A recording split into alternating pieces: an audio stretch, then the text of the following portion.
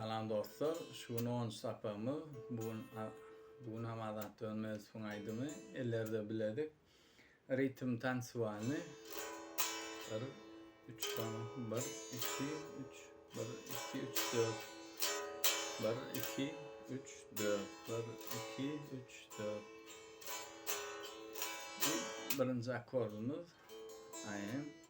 Ellerde bilezik her setirde bir akord son fa geçe. Ellerde bilezik sanadan son. Sana gelişip dura yüzce dinezik sol ölyas iyeneye ayalı nura. Ellerde bilezik sana gelişip dura yüzce dinezik ayalı nura. Yüz diyene sol, a diyene son mi geliyor, son yine yanka. Utanma çekinme, hani gel yakınma. Gel yakın ben sol öyle, ben aydım aydayın. Yine mihtan soyunu sağdıma.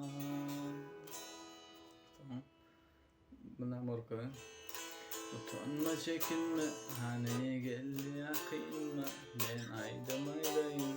Sen soyunu sağdıma. Son.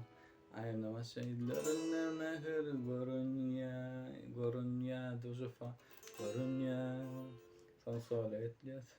Evlenenle yüreğim ere yarım mi yanayım ovudun mınayım ara yar fa son sol ele dillerin içinde şolmana yara yar mi son yine pribe İbeylek topuna morkadın.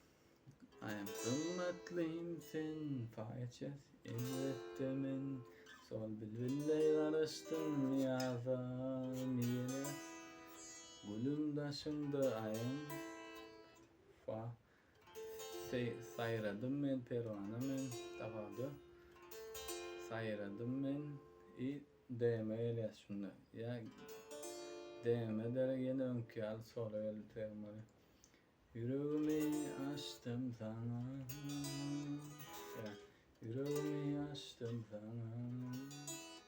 İkisinden aysa yolunu da kolay olsa iyi.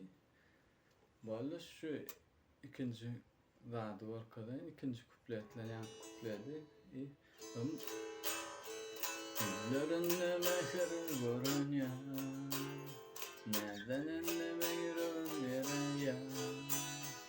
Ovadan mınayım yaraya Leylan içine sorma yaraya Son ellerde bilezik sana gelşip dura Yüz carinezik ayağını nura Rüpedadan dummatlıyım senin elbette men Dilville yarıştım yada Gülüm daşında pervana men yüreğimi açtım sana.